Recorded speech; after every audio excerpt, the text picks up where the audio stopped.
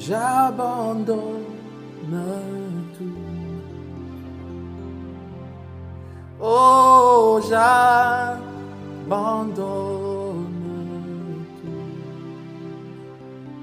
Alléluia. Tout à lui, mon sauveur béni, j'abandonne.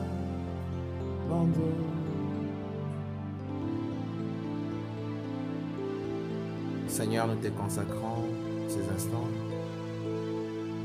Nous te donnons notre vie, Père. Seigneur, si tu peux seulement en cet instant venir et faire le service, nous nous mettons de côté au nom de Jésus. Bénis tous ceux qui suivent, que tu puisses édifier nos âmes pour l'avancement de notre être en toi. Au nom de Jésus-Christ. Amen. Alors que Dieu vous bénisse. Nous allons, comme prévu, parler de notre thème. La clé de l'homme est celle de Dieu. Pourquoi ce thème? Parce que Dieu et l'homme sont partenaires. Vous allez voir que dans le livre de Genèse, Dieu a tout créé. Il a créé l'homme en dernier. Il a créé l'homme à son image et à sa ressemblance. Dieu avait déjà programmé l'homme de telle manière à ce que quand il devrait activer les options qui sont divines dans l'homme pour que cela puisse marcher. C'est ainsi qu'il a créé l'homme à son image et à sa ressemblance. Pourquoi sa ressemblance? Parce que l'homme a un pouvoir de se décider, de choisir la voie qu'il doit suivre. C'est ainsi qu'en Éden, l'homme a choisi la voie de la perdition, l'homme est tombé. Et tout homme garde ce pouvoir de se décider jusqu'à aujourd'hui. C'est ainsi que quand on vient à Christ, on doit d'abord se décider de le suivre. Mais même pour réussir dans la vie, dans tous les domaines bien sûr, il faut se décider. Mais on se décide et on entre dans un jeu dont Dieu définit les règles. C'est pourquoi ce soir, aujourd'hui nous allons parler de la clé que possède l'homme et la clé de Dieu. Je m'en vais lire dans Apocalypse chapitre 3, verset 20. Il est écrit: Voici, je me tiens à la porte et je frappe. Si quelqu'un entend ma voix et ouvre la porte, j'entrerai chez lui, je souperai avec lui et lui avec moi. Je me demande comment Dieu Tout-Puissant ne peut pas entrer dans le cœur de l'homme sans que l'homme ne puisse lui ouvrir la porte. Je me demande comment Dieu peut demander qu'on puisse lui ouvrir. Je me rends compte que Dieu a placé l'homme sur la terre pour que ce dernier soit ce que lui est au ciel. Mais l'homme ne peut pas y arriver par lui-même. Il faut certains principes et c'est Dieu qui donne les principes et les règles du jeu. C'est pas l'homme. Alors aujourd'hui, nous allons rapidement parler de ça. Ça sera une introduction bien sûr, mais on va essayer de voir quelque chose là-dessus. Pourquoi la clé? Parce que avant de maîtriser ou de faire bien quelque chose, il faudra en avoir la clé. On peut vous offrir une maison, une grande maison, mais il y a une petite chose qu'on appelle la clé. Quand vous ne l'avez pas, vous allez passer la nuit dehors. Tu peux acheter un piano, un grand piano, une belle guitare, mais quand tu n'as pas les clés, comment manier cela? Tu vas rester avec cet instrument de musique sans pour autant savoir comment jouer cela. Alors, aujourd'hui, nous allons essayer par la grâce du Seigneur de découvrir ce que l'homme est et ce qu'il doit faire. Parce que l'homme, d'entrée de jeu, j'aimerais dire qu'il est tout puissant. Je ne dis pas qu'il est puissant, mais il est tout puissant. mais à condition. Je vais lire dans Proverbes chapitre 5, verset 3, la Bible dit « Confie-toi en l'Éternel de tout ton cœur et ne t'appuie pas sur ta sagesse. » Au verset 7, il dit « Ne sois point sage à tes propres yeux, crains l'Éternel et détourne-toi du mal. » Nous voyons ici que Dieu a donné des facultés à l'homme, la sagesse, l'intelligence, la force. Mais je ne comprends pas comment ce Dieu l'a dit. Il dit, écoute, ne sois pas sage à tes propres yeux. Il dit, ce que tu dois faire, confie-toi en l'Éternel de tout ton cœur. Je remercie le Seigneur parce qu'il a éclairé nos yeux. Dans Jean 5, 19, Jésus a dit, Jésus reprit la parole. Jésus reprit donc la parole et leur dit, en vérité, je vous le dis, le Fils ne peut rien faire de lui-même, il ne fait que ce qu'il voit faire au Père, et tout ce que le Père fait, le Fils aussi le fait pareillement. Même Jésus, dans la chair humaine qui est Dieu, il ne se décidait pas de faire comme il voulait. Il attendait une volonté divine. Il attendait d'abord que le Père lui montre quelque chose et puis après qu'il le fasse. Alors nous voyons que quand Dieu vient dans la condition humaine, il est soumis aussi à la loi de Dieu, qui est la dépendance des hommes envers celui qui est plus élevé, l'Esprit, donc le Père. Marie a dit, Seigneur, viens, on part à la fête des Canaan et tout. Jésus a dit, votre temps est toujours là. Mais moi, mon temps n'est pas encore là. Femme, qu'y a-t-il entre toi et moi? Et après, Jésus vient. Donc, Jésus faisait toujours les choses que le Père lui montrait. La Bible dit que bien qu'il soit fils, il a appris l'obéissance. Il n'a pas regardé ses privilèges d'être fils comme une proie arrachée pour être égal à Dieu. Et laissez-moi vous dire que Jésus est le modèle parfait de tout être humain sur la terre.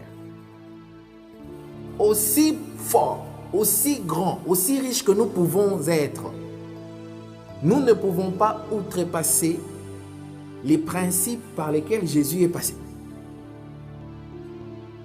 J'aime ce que la Bible dit, il s'est tellement humilié et le Père l'a souverainement élevé, à telle enseigne que dans le ciel et sur la terre, tous genoux fléchissent lorsqu'on cite le nom de Jésus.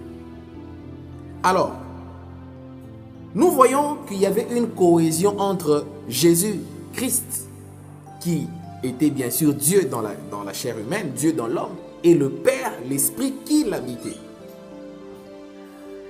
Mais si Jésus-là n'est pas différent de notre Créateur, il n'est pas différent de notre roi, de celui qui nous a façonnés, mais il ne se permettait pas de tout faire par un zèle divin ou par un statut divin, de faire tout ce qu'il voulait, à la minute. Il s'attendait toujours à quelque chose. Pourquoi il s'attendait à ça? Il s'attendait à rencontrer la volonté de Dieu qui doit être faite d'abord sur la terre comme cela est fait au ciel. C'est pourquoi quand il a commencé à nous enseigner sur la prière de notre Père, il dit que ta volonté soit faite ici sur la terre comme cela est fait d'abord au ciel. Mais qu'est-ce que ça a à voir avec notre thème? La clé de l'homme est celle de Dieu. Parce que frère, nous ne réalisons pas à quel degré nous sommes dépendants de Dieu. Même quand nous dormons la nuit pour lever notre petit doigt, la Bible dit c'est lui qui nous accorde l'être et le mouvement. Nous sommes tellement dépendants de Dieu. Il y a certaines personnes qui marchent et puis ils se disent que Nzamba Bosaninga, Nzamba Tikenga. Frère, si Jésus t'abandonne, tu ne vas même pas faire une minute sur la terre. Si Dieu te laisse, nous sommes tellement dépendants de Dieu à telle enseigne que même le souffle que nous respirons ici, c'est Dieu qui nous le met. C'est Dieu qui nous le donne. Alors, maintenant ici, j'aimerais parler de la dépendance de l'homme envers Dieu et la dépendance de Dieu envers l'homme. Dieu est dépendant de l'homme, je dis oui. Parce que Dieu n'utilise jamais des machines. Dieu n'utilise jamais des arbres. Il pouvait utiliser la lune, le soleil pour évangéliser, mais il a choisi l'homme pour être l'agent principal de Dieu sur la terre. C'est pourquoi, quand vous entendrez parler de Dieu qui dit aux enfants d'Israël, « J'ai vu la souffrance de mon peuple et je suis moi-même descendu », vous allez attendre de voir une grande main, une grosse main dans les ciels pour délivrer les enfants d'Israël. Mais ça sera un homme appelé Moïse qui viendra pour délivrer Israël. Mais pour que l'homme réalise le plan de Dieu dans sa vie, qu'est-ce que cet homme doit faire? Quelle est la clé qu'il doit posséder pour que cet homme réussisse dans toute sa vie et dans tous les projets de sa vie? Quelle est la clé que cet homme doit posséder? La Bible dit dans le psaume chapitre 108, versets 12 à 13, ou 13 à 14, selon les versions, il dit: « Donne-nous du secours contre la détresse, car le secours de l'homme n'est que vanité. Avec Dieu, nous ferons des exploits. Il écrasera nos ennemis. » Vous voyez? Donc, la Bible est un livre de Dieu et l'homme. Tout ce que nous avons dans la Bible comme récit, ça parle de Dieu et de l'homme. Ça ne parle pas que de Dieu. Dieu appela Abraham. Dieu appela Moïse. Dieu dit à Jérémie. Dieu apparut à Paul. Ainsi de suite. Donc l'homme a un rôle très très important dans le plan de Dieu. C'est pourquoi j'aimerais d'abord te dire, tu peux ne pas avoir l'argent, tu peux ne pas être connu, avoir des moyens, mais laisse-moi te dire, aux yeux de Dieu, tu as un très grand prix. Parce que Dieu te considère comme son partenaire. Dieu veut travailler avec toi. Mais non, pour que tu réussisses en toutes choses, pas seulement dans l'œuvre de Dieu, ce qui veut dire prêcher, par exemple chanter et autre chose à l'église, mais même dans notre travail, dans notre vie quotidienne, pour réussir avec perfection, il y a une clé. Quelle est cette clé?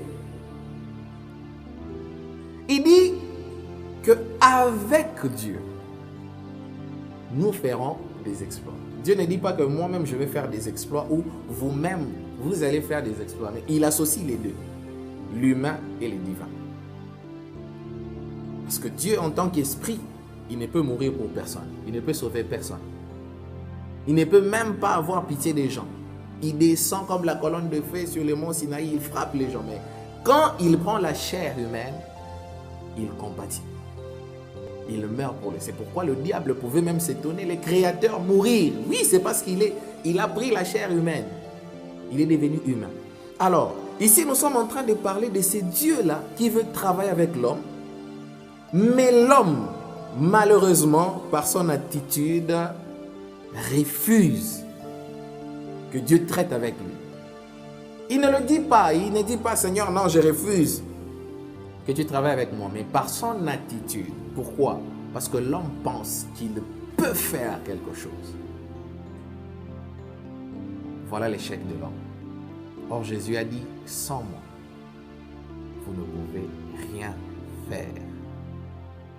Je vais lire dans la prédication la voie à laquelle Dieu a pourvu pour aujourd'hui, paragraphe 10.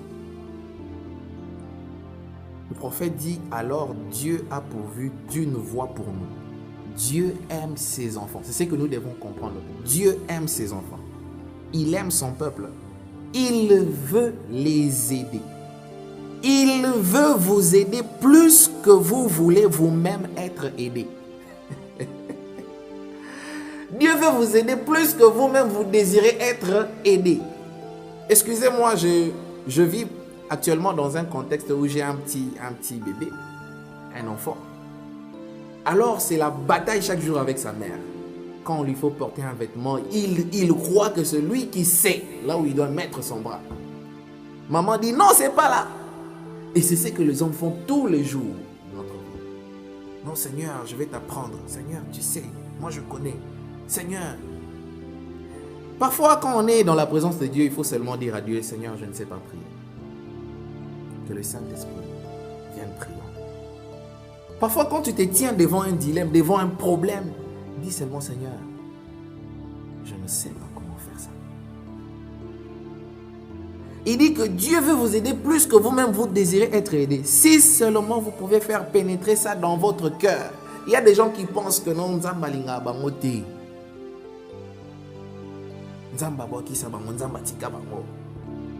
comment Dieu peut bénir celui-là? Comment Dieu peut assister celui-là? Mais moi, Dieu m'abandonne. Dieu ne t'a pas abandonné, c'est toi.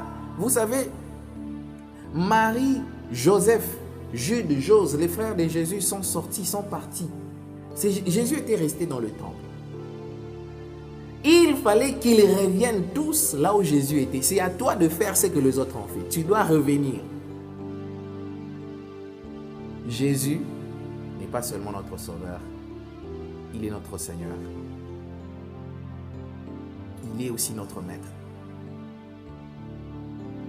Il désire vous aider plus que vous-même vous ne désirez être aidé.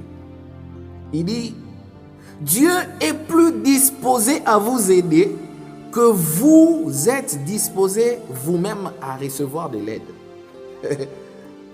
Mais il y a une voie. Il y a une voie et savoir l'unique moyen par lequel, et à savoir c'est l'unique moyen par lequel il agira. Vous devez accepter ses conditions. Pas vos conditions à vous, ses conditions à lui. Vous voulez que ce soit d'une certaine manière, mais Dieu veut que ce soit d'une autre manière. Comment ça? Il dit, vous savez quand nous disons à Dieu que j'aimerais que je sois un instrument entre tes mains. Est-ce que vous savez ce que ça veut dire? Un instrument ne peut pas commencer à jouer de soi. Il faut que quelqu'un vienne pour commencer à le manier.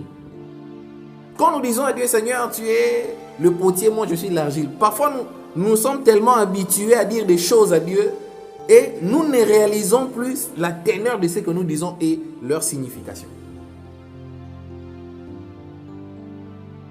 Sans moi, vous ne pouvez rien faire. Je vais ajouter encore une citation. La force parfaite par la faiblesse parfaite, paragraphe 166. Le prophète dit ceci, dit, chaque fois que vous échouez et que vous vous rendez compte que vous avez échoué, revenez donc et humiliez-vous. À chaque fois que vous avez échoué et que vous vous rendez compte que vous avez vraiment échoué, revenez et humiliez. Je me demande, Dieu est le Tout-Puissant. C'est un Dieu qui, quand il se fâche, rien ne peut l'arrêter comme la repentance. Qui peut arrêter la colère de Dieu? Qui peut arrêter la fureur de Dieu? Personne. Mais quand un homme s'humilie, il arrête la colère de Dieu. Il dit, devenez faible. Comprenez que vous êtes humain. Il y a des gens qui n'aiment pas admettre que, en fait, ils ont échoué.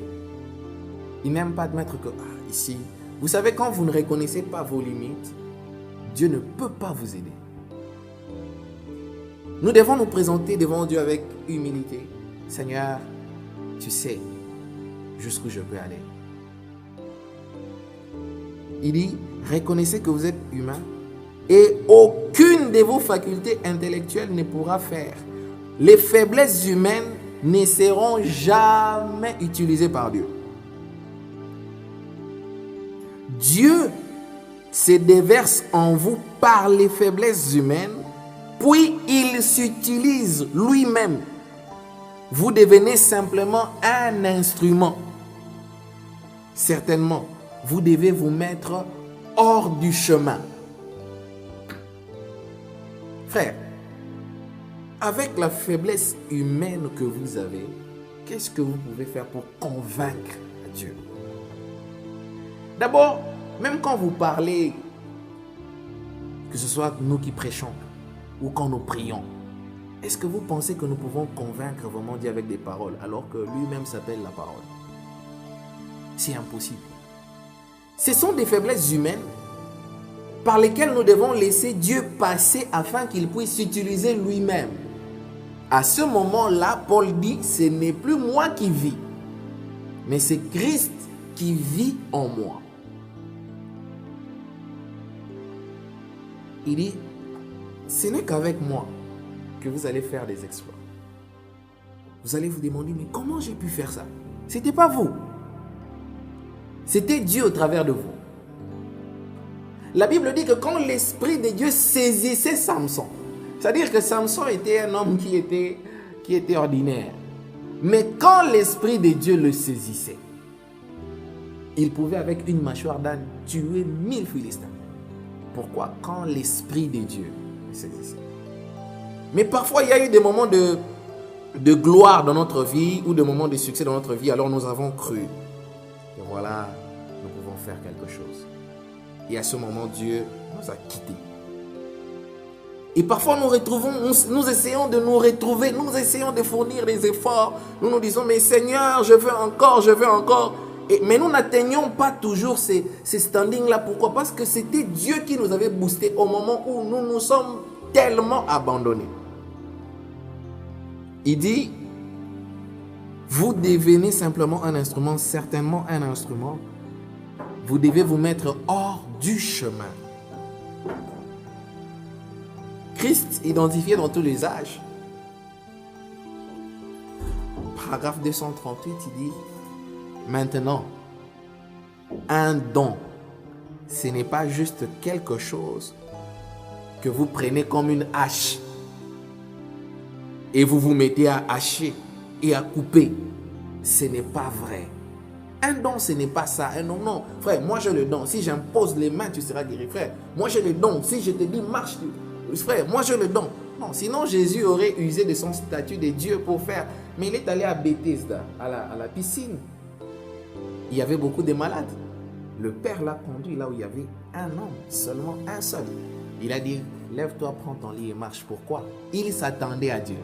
Et la Bible dit que ceux qui s'attendent à l'Éternel, et j'aime ça, ils reçoivent des forces nouvelles. Ils courent, ils ne se lassent pas, ils marchent, ils ne se fatiguent pas. Ils se présentent devant Dieu à Sion. Et j'aime le psaume 84, comment il dit que leur force augmente pendant la marche.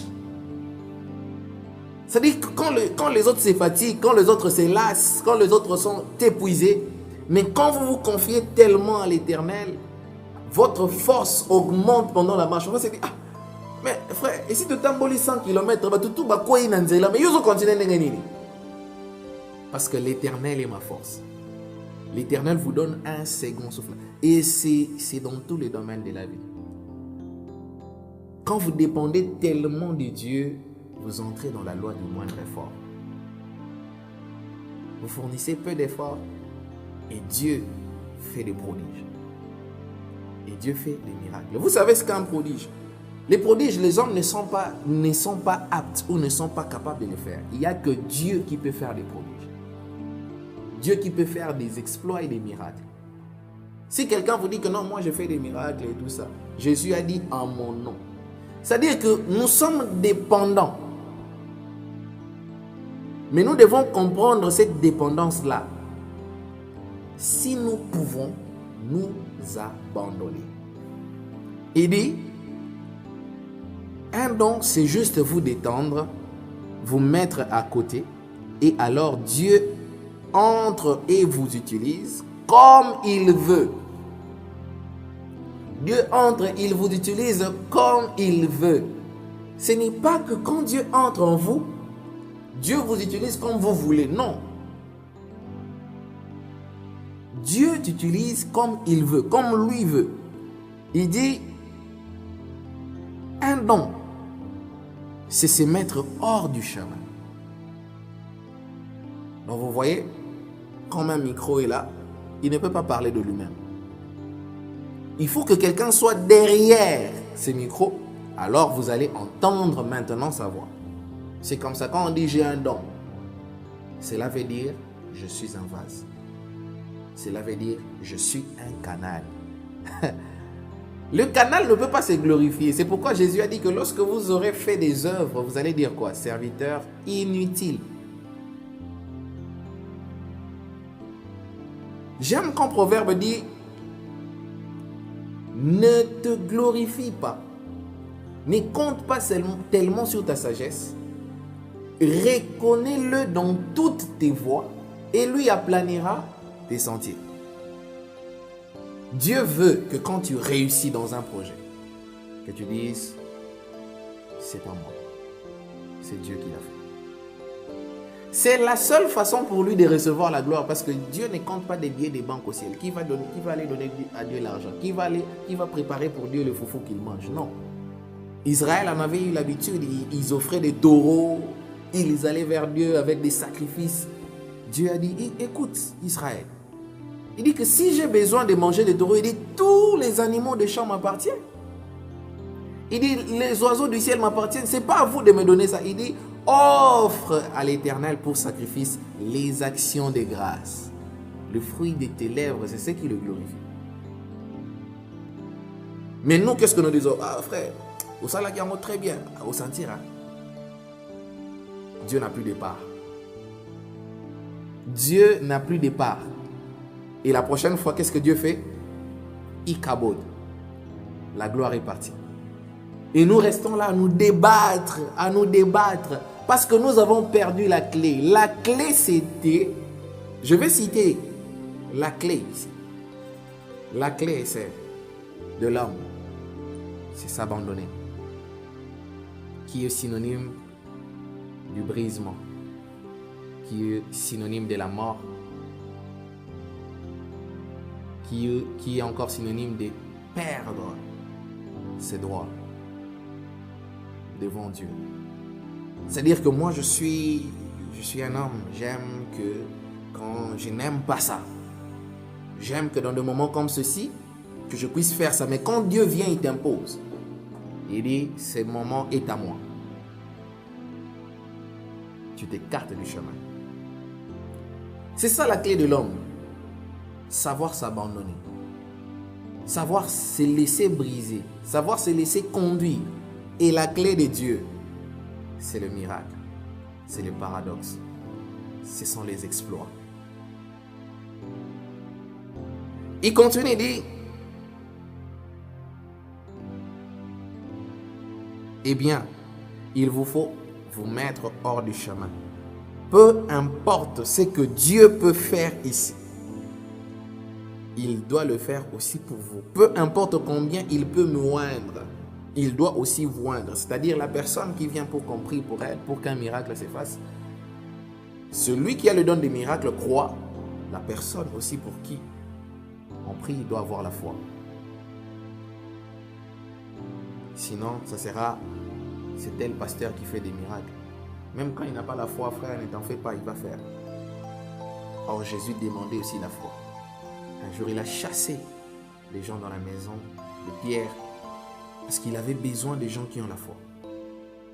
La femme cananéenne est venue, dit, femme, ta foi est grande, reçois ce que tu veux. Les centeniers est venu, Jésus a dit, ta foi est grande. Donc nous voyons ici que ce n'est pas l'effort humain, c'est Dieu au travers de nous. La force parfaite par la faiblesse parfaite, un sermon de frère William Marion Branham. Le paragraphe 98, il dit, voilà la chose.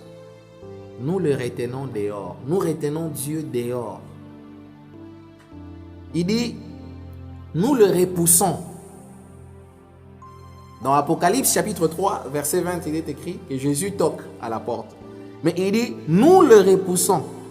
Du plus pauvre d'entre nous au plus riche d'entre nous. Du plus petit au plus grand. Nous tenons Dieu dehors de nos vies à cause de notre moi. à cause de notre moi. Frère, on va ça là, tant on a les cas. On va à ça là, tant on a aux oies. Il dit que nous retenons Dieu dehors à cause de notre moi. L'homme que Dieu avait prédestiné pour des exploits, comme il est dit dans le psaume 108. L'homme que Dieu avait prédestiné pour des prodiges, pour des grandes choses. Il commence à faire des choses à peu près. Il est maintenant limité. Pourquoi? Parce qu'il ferme à Dieu, la personne qui a la capacité de faire des exploits, la porte. Il lui ferme la porte. Pourquoi? À cause de mon moi. Il dit, j'ai souvent dit, mon plus grand ennemi, c'est William Branham. C'est celui qui fait obstacle à Dieu. C'est lui qui devient paresseux. C'est lui qui en arrive parfois à penser qu'il peut faire quelque chose à ce sujet. Quand il est fait, cela enlève Dieu du tableau. Mais quand je peux me débarrasser de ce gars-là, quand je peux le mettre hors du chemin, c'est alors que Dieu peut venir et faire des choses dont William Branham n'en sait rien. Le plus grand ennemi de Neville, c'est Neville. L'apôtre Paul dit que mon plus grand ennemi, c'est mon propre moi. C'est pourquoi quand Nicodème vient à Jésus pour qu'il puisse coopérer, Jésus dit non, tu dois d'abord commencer par mourir. Il dit quand je peux me débarrasser. Est-ce que vous savez, quand nous disons à Dieu, Seigneur, écarte-moi du chemin, vous savez ce que ça veut dire? Ça veut dire que si Dieu t'écarte du chemin là, même s'il ne va pas t'utiliser pendant le culte, tu dois accepter ça. Tu as demandé que lui, il veut faire de toi un paillasson. Tu acceptes ça parce que tu avais demandé, mais regardez, ah Seigneur, vraiment aujourd'hui, comment ça n'a pas marché? Mais c'est ton œuvre ou c'est l'œuvre de Dieu? Parce que toi, tu as prié, écarte-moi du chemin. Alors, si Dieu avait vu le bon endroit à t'utiliser, c'était que tu sois ce jour-là un paillasson. Et donc, nous ne vivons plus pour nous-mêmes, nous vivons pour Dieu. Il dit, si je peux écarter ces gars-là du chemin, si je peux écarter le moi, le Neville, le monsieur qui connaît tout, si je peux l'écarter du chemin, il dit, c'est alors que Dieu peut vous utiliser. C'est alors qu'il peut utiliser n'importe qui parmi vous. Branham ne dit pas que non, Dieu va seulement m'utiliser moi. Non. Il dit tout homme, si vous vous abandonnez, si vous renoncez à vous-même, il dit Dieu va maintenant vous utiliser. Bien sûr, dans tous les domaines, dans les domaines dans lesquels vous œuvrez. Il dit, si nous nous retirons du chemin, mais tant que nous sommes sur le chemin, alors nous ne pouvons rien faire. Tant que nous sommes là, nous ne pourrons rien faire. Je finis par ça. La vision de Patmos, toujours une prédication de frère Branham, qu'il a prêché, paragraphe 264, il dit Amen. Il ôta tous les obstacles devant les hommes afin qu'ils puissent avoir une communion comme celle qu'il avait en Éden. Ça, c'est Dieu, Jésus-Christ. Bon, l'homme, j'allais ravaler cela. Mais je veux vous le dire, l'homme est omnipotent. Vous ne croyez pas cela, mais il est. Écoutez maintenant, un homme qui est totalement soumis à Dieu est omnipotent. Si vous avez vu Jésus être ce qu'il était, faire ce qu'il faisait, c'est parce qu'il était soumis au Père. Jésus n'était pas un faiseur de miracles comme ça, en désordre, il vient pour sa gloire. C'est pourquoi la Bible dit que ne faites pas de choses par vaine gloire ou par esprit de parti. Non, moi je vais faire, on va me voir que je suis un très grand homme. Il dit, quel est cet homme qui est omnipotent? Un homme totalement soumis à Dieu. Il continue, il dit, n'a-t-il pas dit dans Marc chapitre 11 verset 22, quoi que vous demandiez, si vous ne doutez pas dans votre cœur, cela arrivera. Vous obtiendrez ce que vous avez demandé. Que se passe-t-il lorsque deux omnipotents se rencontrent? Là, c'est l'omnipotent homme et l'omnipotent Dieu. Maintenant, comment manier l'omnipotence humaine? La clé, c'est l'abandon. La clé, c'est le brisement. La clé, c'est la mort. Quand vous mourrez, frère, vous rendez Dieu dépendant de vous. Parce qu'il peut vous utiliser n'importe quand. Vous êtes mort. Mais quand vous vivez encore, Dieu peut ou n'est pas. Il dit maintenant, quand deux omnipotents se rencontrent, lorsque Dieu et l'homme se rejoignent par l'omnipotence, quelque chose doit se passer. Je vous donne un exemple. Il dit, Moïse a appris par les biais de sa mère que c'était lui le libérateur, c'était lui l'homme fort, c'était lui qui pouvait, avec la connaissance. Mais il est allé pour libérer, il a tué un Égyptien. Il a tué un seul Égyptien. Et Moïse a fui. Il a quitté le palais de Pharaon. Pourtant, il avait toute la connaissance. Mais il lui fallait 40 ans dans le désert pour qu'il soit vidé de sa connaissance-là, égyptienne, pour qu'il rencontre la colonne de feu pendant 5 minutes. Il dit, mais Pharaon est armé. Comment moi je vais aller là-bas? Dieu lui a dit quelque chose que j'aime beaucoup. Je serai avec toi. Donc, ce qu'il fallait à Moïse, ce n'était pas la connaissance égyptienne que sa mère lui avait appris. Ce n'était pas les arts martiaux. Ce n'était pas sa capacité, parce que Moïse c'était presque un général, c'était presque le futur pharaon. Ce n'était pas tout ça. Ce qu'il fallait, c'était un brisement au buisson ardent. Ce qu'il fallait, c'était juste la mort en soi-même. C'est pour dire, Seigneur, tu sais, Moïse a commencé à présenter à Dieu ses défauts, ses manquements. Seigneur, je ne sais pas parler. Seigneur, tu sais que je ne suis pas apte. Seigneur, tu sais que Pharaon me recherche. Dieu lui dit, je serai avec toi. Donc, quand Moïse venait en Égypte pour délivrer les enfants d'Israël, alléluia, c'était pas Moïse, c'était la main puissante de l'Éternel qui descendait en Égypte pour délivrer Israël sous la forme de Moïse. Parce que Moïse s'est vidé dans le désert. Parce que Dieu avait dit à Abraham que ta postérité ira en captivité pendant 400 ans. Mais par ma main puissante, je les délivrerai. On n'a jamais vu la main puissante de Dieu à part Moïse. Quand l'homme était capable de se vider du moi pour que Dieu entre et travaille. Il dit, alors quand deux omnipotents se rencontrent, quelque chose doit se passer. Quoi que vous demandez. Cette puissance créatrice de Dieu, l'omnipotence de Dieu, sachant qu'il a promis cela, sachant qu'il a dit dans sa parole, cela crée une puissance qui va là et fait des choses qui se produisent. Des choses qui n'existent pas, cela se font cependant, comme si elles étaient, parce que des omnipotents se sont rencontrés.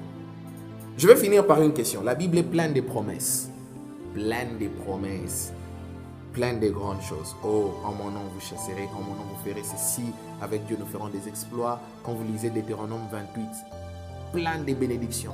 Pourquoi tout cela ne s'accomplisse pas? Parce que l'homme place le moi avant tout.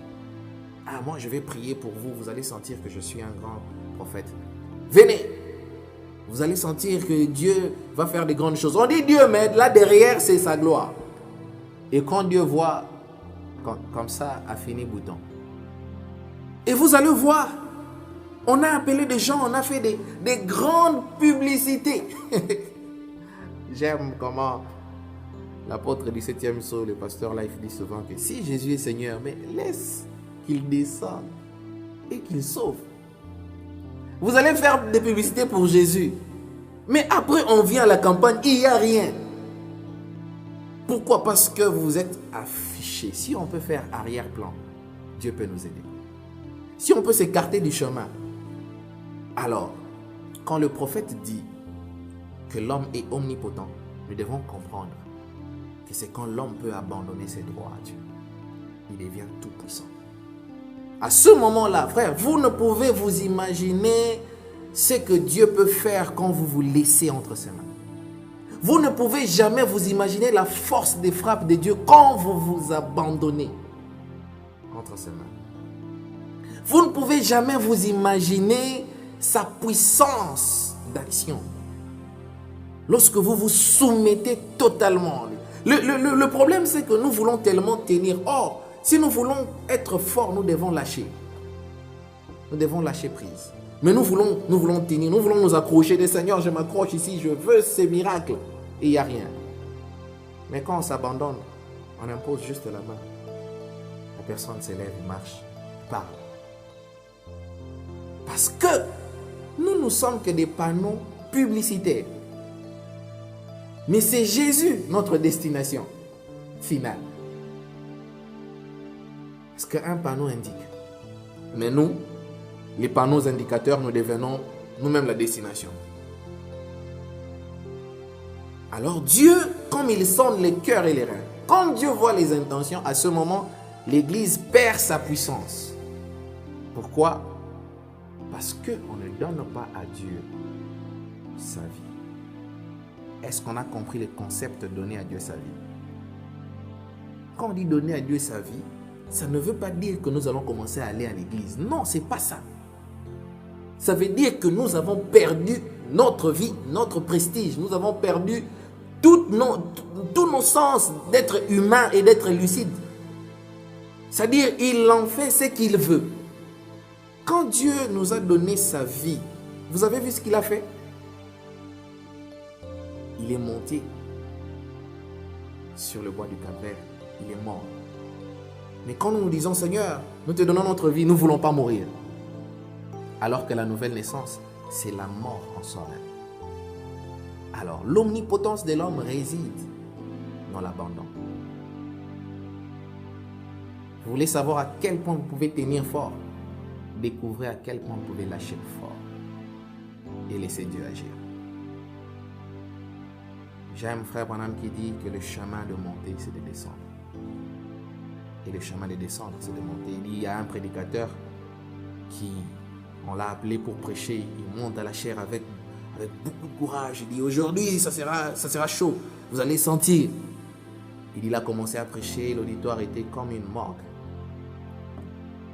Et lui-même, il n'a même pas fini sa prédication. Il a arrêté de descendre. Branham dit, s'il était monté comme il est descendu, il serait descendu comme il était monté. Parfois, notre vie, c'est ça. Si nous pouvons un peu mettre de côté ces prétentions pour dire que Jésus va faire. Jésus le sait, moi je ne sais rien. Il aime ça. Il aime la première place et toutes les autres places importantes. Alors, je pense que c'est la clé pour l'omnipotence humaine. Quand nous pouvons nous abandonner. Quand nous pouvons nous laisser comme Jésus qui ne faisait rien, absolument rien. Il s'attendait au Père. Je pense que si nous saisissons, parce que c'est l'homme qui tarde, Dieu est prêt, Dieu veut nous aider plus que nous-mêmes nous désirons être aidés. Je pense que Dieu est prêt. C'est nous qui retardons. Seigneur, par ton attitude, nous avons banga yo. Soka pesi lo kwa na zo banga yo. Au banga yo. Parfois Dieu te regarde et dit non. Lui non. Mais Dieu en a. Frère, je crois que pour ce soir et pour aujourd'hui, la grâce de Dieu est avec nous. Et Dieu nous apprend. Dieu nous apprend une chose, c'est qu'à revenir à lui. Mais cette fois-ci, nous devons revenir à lui haut le main. Pour les Seigneurs, tout à toi, j'abandonne. Vous savez, même si votre ennemi était tellement fâché contre vous, mais quand vous levez les mains, vous jetez les armes, on fait la paix. Et Dieu est prêt à vous utiliser à ce moment-là. Que le Seigneur vous bénisse. Passez un bon moment. Un grand shalom sur vous. C'était le pasteur Neville Kanono pour les tabernacles de Dieu humain. Et bonne suite de nos programmes. Toujours avec notre chaîne Token que nous saluons. Frère Manassé, que Dieu te bénisse richement. Et que Dieu bénisse vous tous qui avez suivi cette prédication. Nous vous invitons aussi à vous abonner massivement à notre chaîne afin de recevoir toujours des notifications quand nous aurons de nouvelles prédications. Que Dieu vous bénisse. Bye bye.